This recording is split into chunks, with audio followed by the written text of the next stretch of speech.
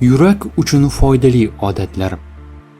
Yurak sog'lig'ini saqlash uchun quyidagi odatlarni kundalik hayotga kiritish foydalidir. Har kuni harakat qilish. Kuniga kamida 30 daqiqa piyoda yurish, yugurish, velosipedda sayr yoki suzish bilan shug'ullanish, lift o'rniga zinadan foydalanish.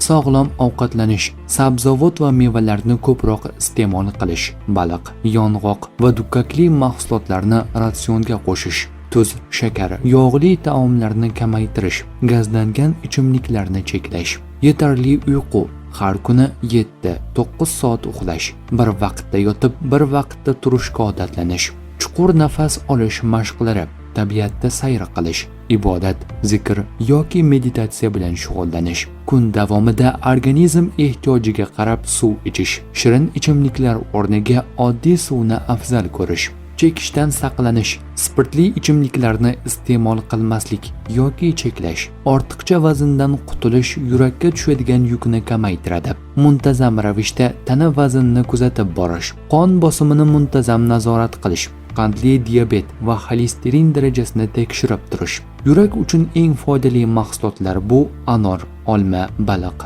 yong'oq, bodom, zaytun moyi, sarimsoq, ismaloq, suli yormasi va ko'k choydir. Agar ko'krakda og'riq, nafas qisishi yoki yurak urishida o'zgarishlar bo'lsa, shifokorga murojaat qilish kerak.